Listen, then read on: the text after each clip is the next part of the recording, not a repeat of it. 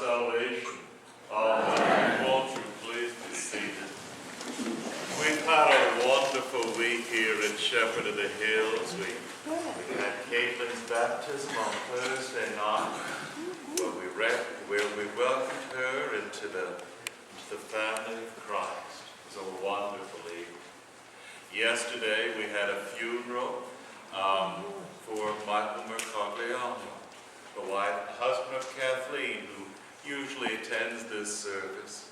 And it was a wonderful funeral. We had about 80 plus people, and we only had a few members of the congregation. I remember Herb and Charlotte were there, and Maureen was there.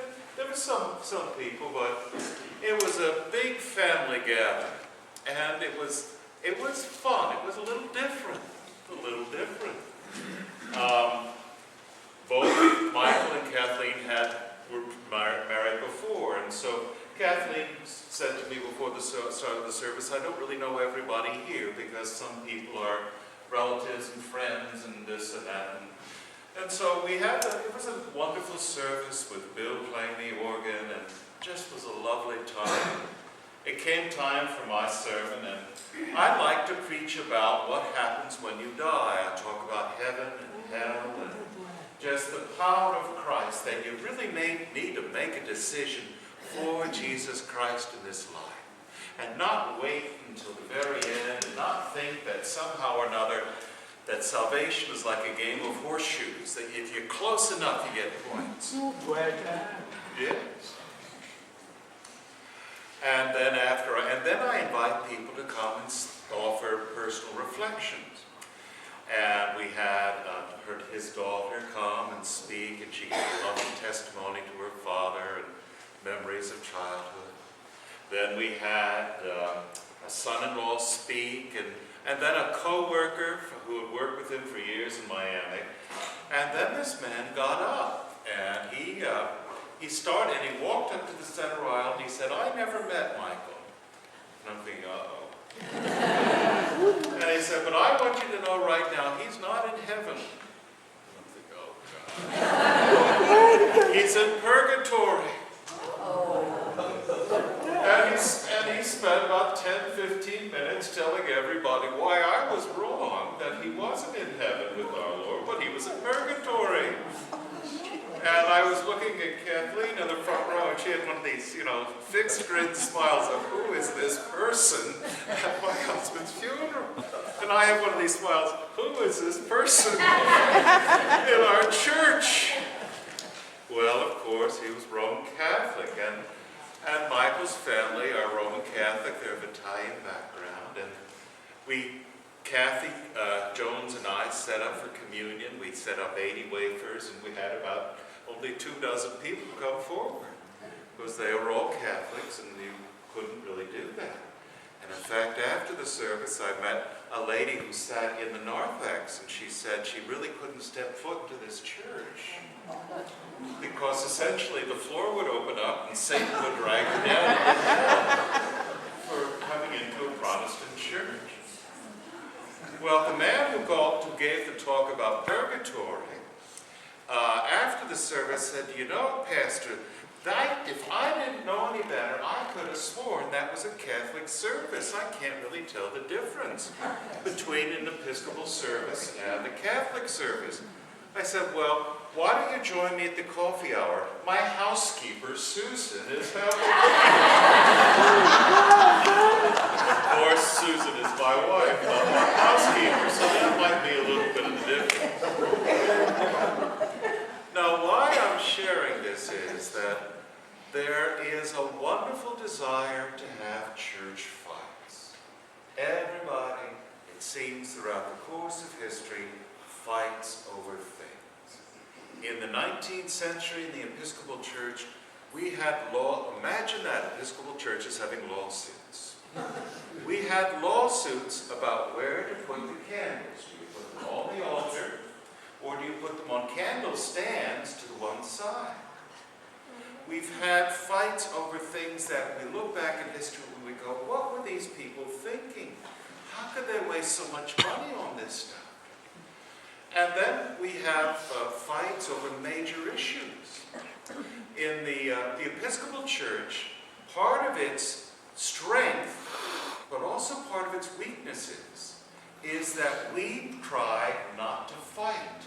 We put things off until everybody sort of comes around to a common view. Now that's very frustrating if you are a true believer in a cause or an issue. Why won't the church move or act? Well, it does, but it just takes time. I'll give you two examples from our church's history. After the American Revolution, the Episcopal Church had a big problem during the American Revolution. It's because the prayer book, when you come to a certain point in every service on every Sunday, and we had to pray for the king. That was a bit of a problem for those who were in rebellion. And so they would just skip bits. They'd skip over that part. And after the revolution ended and the church sort of picks up its pieces, we had our first bishops. And the first bishop was Samuel Seabury of Connecticut. And the second bishop was William White of Philadelphia. Now, what did Samuel Seabury do during the American Revolution? He was a chaplain in the British Navy. He was a royalist. Who was William White? He was the chaplain to the Continental Congress. So what did we do? We decided, instead of doing and or, we'll do both. What did we do during the Civil War? During the years before the Civil War, the Presbyterian Church, the Methodist Church, the Baptist Church, the major Protestant denominations split. Southern Baptists, Southern Methodists, Southern Presbyterians.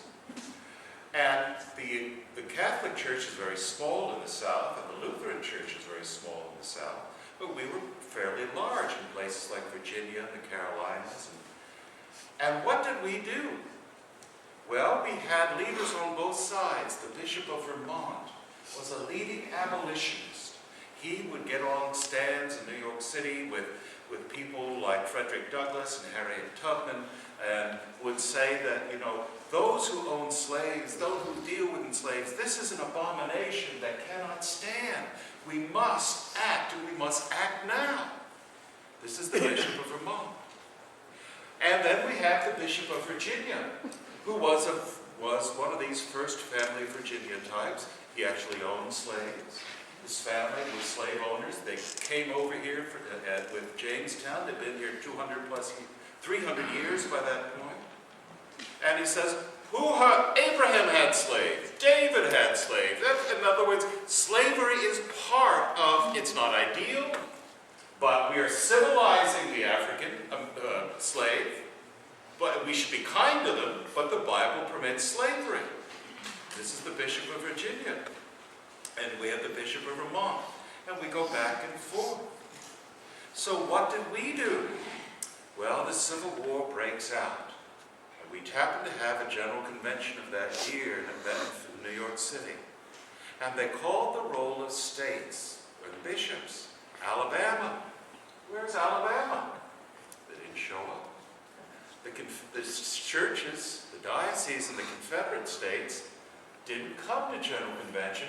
They went instead to Charleston and formed the Confederate States of the Episcopal Church in the Confederate States of America. In fact, the Bishop of Louisiana was a man named Leonidas Pope. He had trained at West Point as a young man and then got religion and became a priest.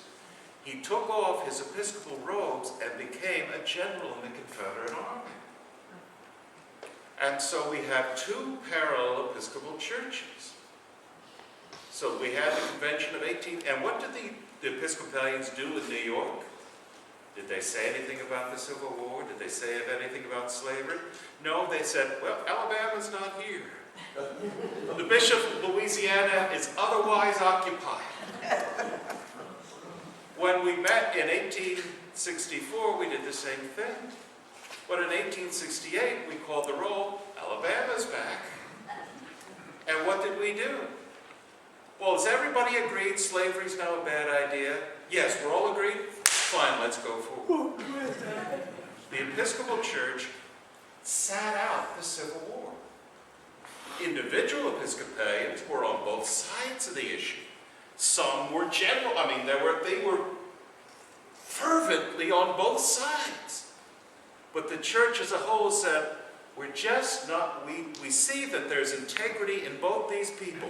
I may think they're wrong, but I'm not going to read them out of the faith. We're going to wait until we're all on board to make a decision. Now, we did several similar things. Now, that took a long time. It took a civil war. But during the civil rights movement in the 60s, it started off with freedom riders coming down from northern universities to the south.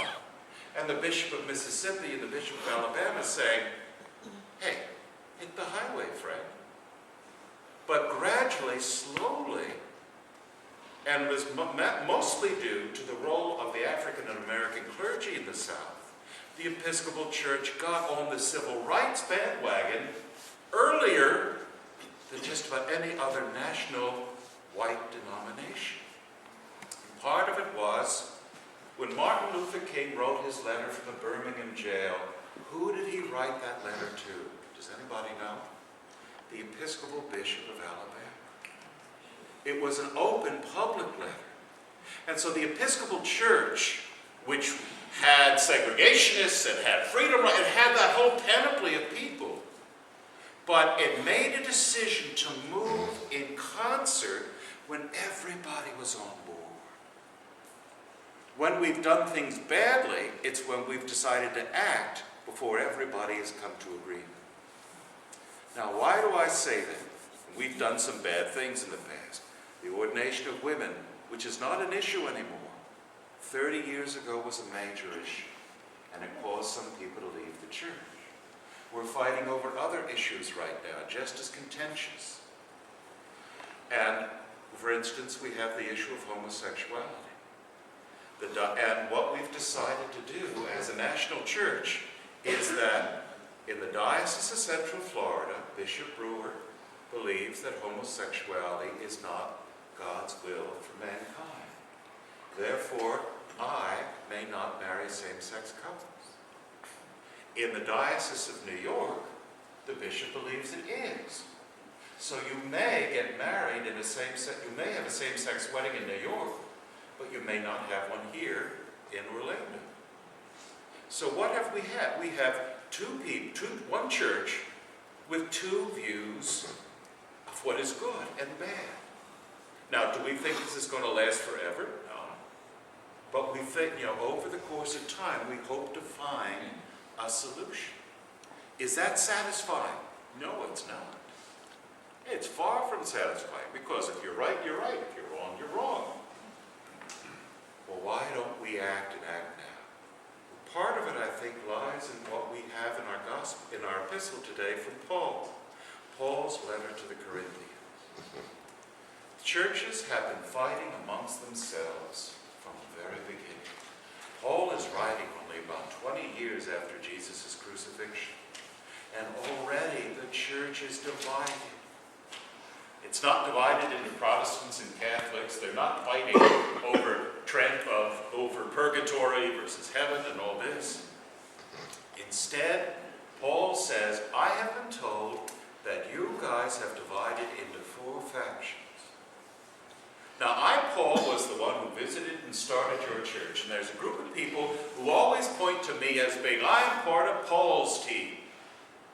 Now, after I left, Apollos, who was from Alexandria, who was a phenomenal speaker. The Acts of the Apostles talks about Apollos. He was sort of like the Billy Graham of that era. He was just a silver-tongued orator. You just swooned at his feet. Apollos came, and there are now people in that church who, after Apollos left, said, I'm on Apollos' team. He's the guy I like. He's the one I want to do. That's the right thing. Have you ever heard the expression, more Catholic than the Pope? There were people like that in Corinth. They were people who said, well, St. Peter, or Cephas, on his way to Rome, to get to Rome from Jerusalem, you got to go through Corinth. That's where the transshipment point was. He stopped here, he preached, and we want to be like that original church in Jerusalem. Peter, who was there with our Lord, who was one of the disciples, who's the Bishop of Rome. Forget Paul, he's a latecomer. Forget Apollos, he's a Protestant. We are on Paul Peter's team. And then there were the really annoying people who were so spiritual. We have them. I can find Jesus. I don't have to go to church. I can see him on the golf course. Or I can find him fishing. We're on Jesus' team. We don't need to go to church. We don't need to have fellowship because we've got the Spirit within us. So you've got 4 groups of people. And don't they just sound like some of the divisions we have today? People who like tradition, who like being original, who like going back. I am in an unbroken line.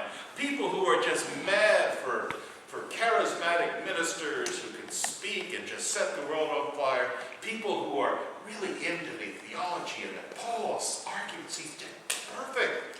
And then the people who, I'm spiritual. That's all I need. I can find people like that in this room right now. And the church had divided itself into factions, and they weren't talking to each other. And Paul says, now, was I crucified for you? He starts out by not attacking the other people, but by saying the people who are holding him up as the best way to do it. Paul's saying, no, I wasn't crucified for you. Jesus was. So Paul is talking about a surface phenomena of factionalism, but where he's really going much deeper is, where do you put your trust? Do you put it in the works of men? Do you put it in your own ego? Or do you put your trust in Jesus Christ? Are you in fellowship with one another?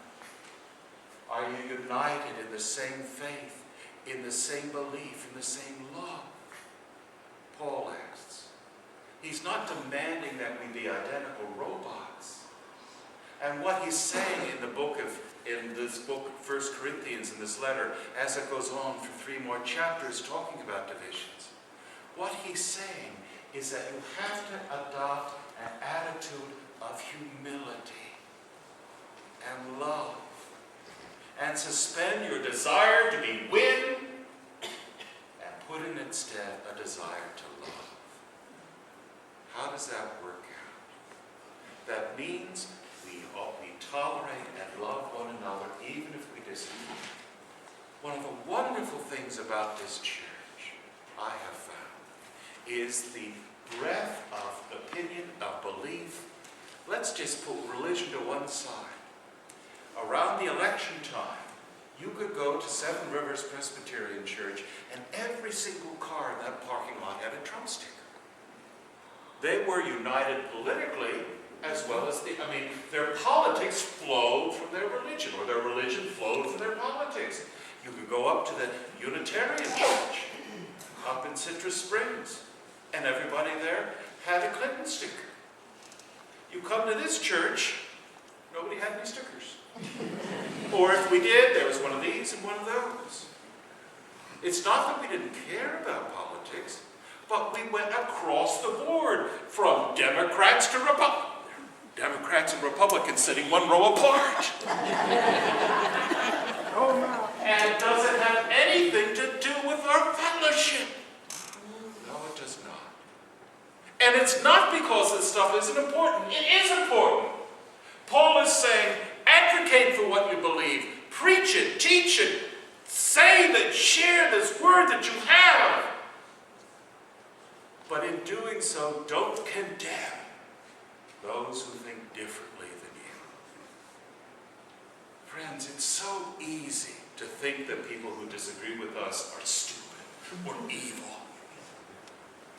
It's so very hard to love those with whom we are at odds.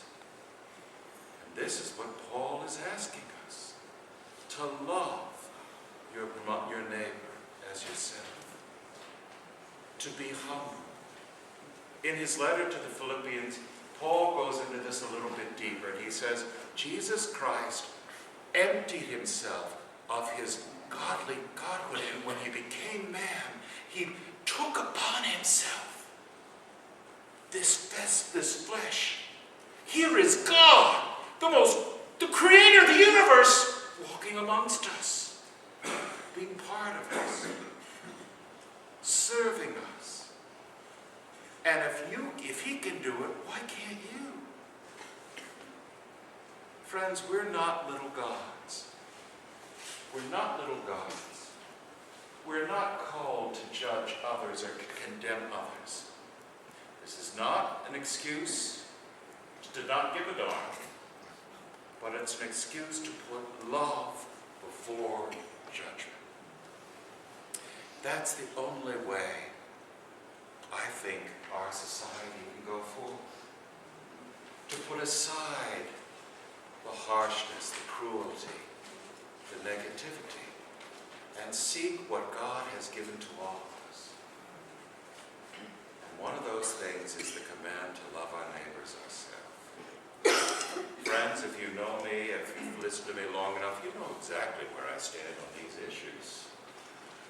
Ron and I are still rooting for, what was his name?